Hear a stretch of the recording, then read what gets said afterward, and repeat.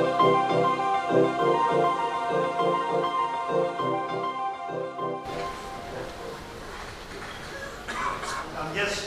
thank you, Ashok, for that introduction, and also I'd like to thank our distinguished panelists for being with us. And also I'd like to thank all of you as a very distinguished audience and a group of people that hopefully will be taking a number of the things that we're talking about forward.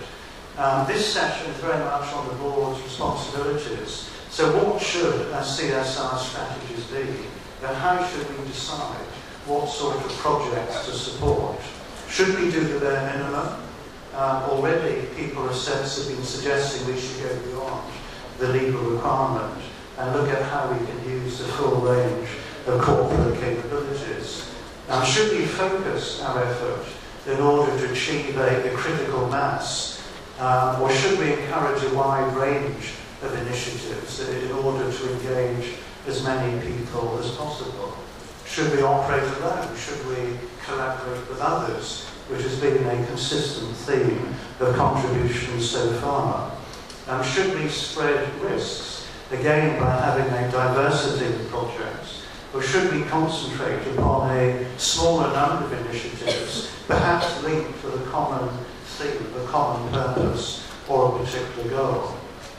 Does the proposed CSR initiative have to be of a certain scale in order to attract interest, achieve an impact, and enable people to justify the time and effort and resources to actually become involved? Now, when considering the board's responsibility for CSR, I think as directors we can learn from our general experience.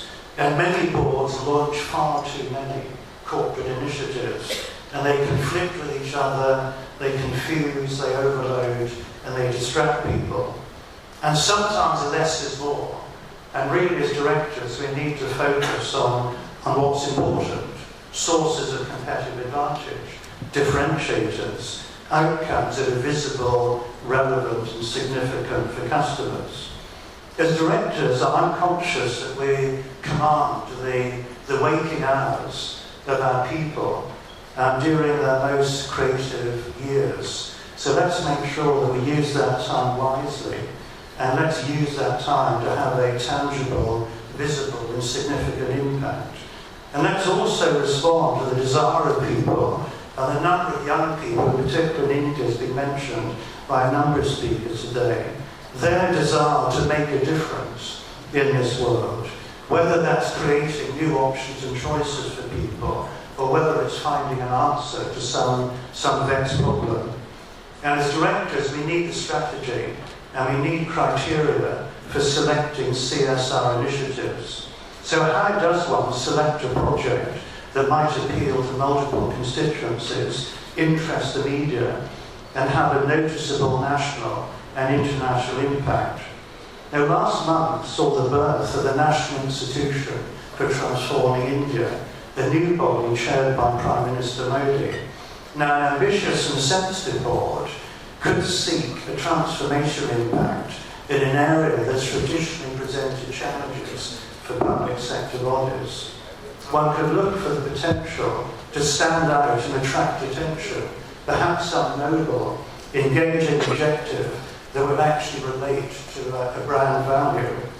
Now, a company concerned with connectivity and inclusivity could look for opportunities to reach communities that have hitherto been excluded.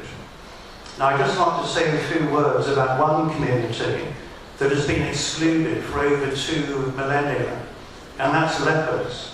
Lepers have been ostracized, rejected by their families and communities. They've been sent to leper colonies. They face huge discrimination. Leprosy is grounds for divorce. In India, in the world's largest democracy, they've been denied the vote. Over the years, while great leaders, thinkers, artists, scientists have come and gone on this planet, lepers have been ever present.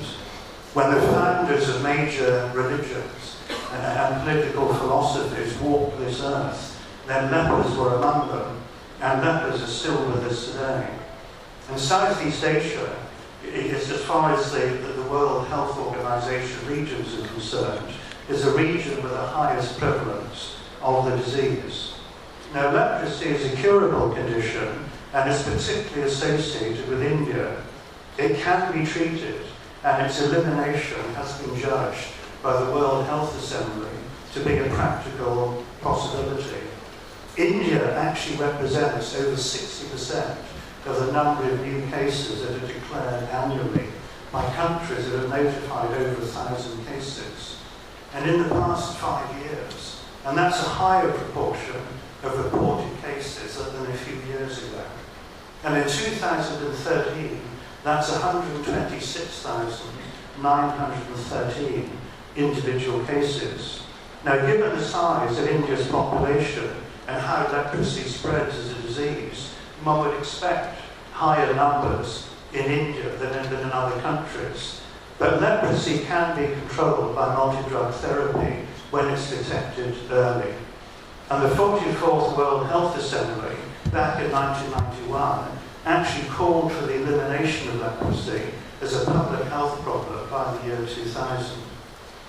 Leprosy can afflict young and old.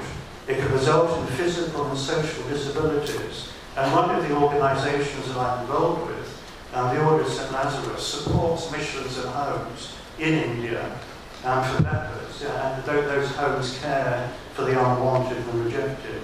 Now, the daily lives of many lepers in India today echo the victims of leprosy 2,000 years ago, yet this continuing strand of human suffering could be eliminated. As business leaders, because they cannot feel pain, lepers are hugely at risk of suffering from accidents, and therefore the disease needs to be detected before disabilities occur. Now, what strikes me very often is that there are billions of galaxies out there if you look into the night sky, and there are billions of galaxies that may have planets that would actually support forms of life.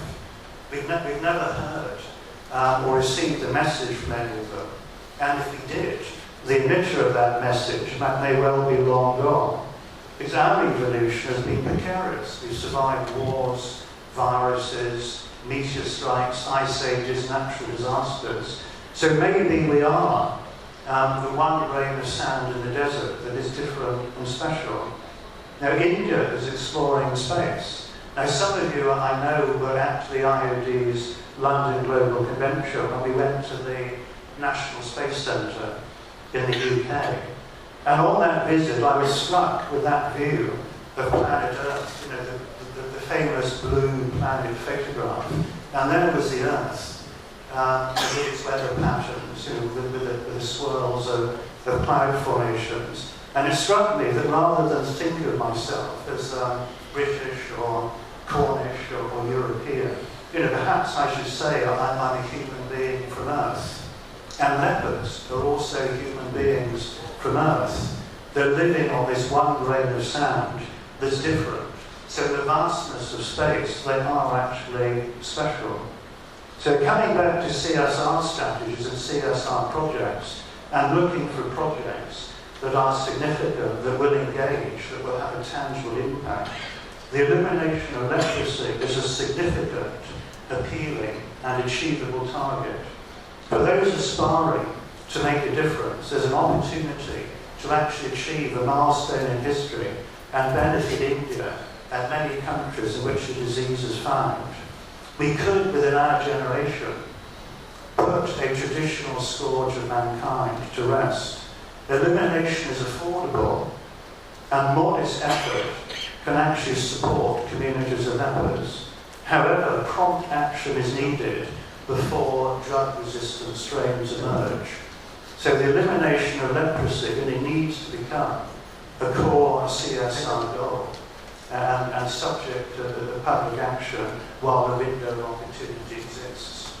So there are opportunities out there if we really think about how we can use our resources to make an impact on history. Beyond that, I would now like to introduce the first of my fellow panellists. And again, as Ashok has said, all of us can keep our comments to 8 minutes. I think we'd all be grateful, and we can continue our discussions over lunch. So our first distinguished panellist is Ashwini Mehra, who's the Deputy Managing Director and CDG of the State Bank of India.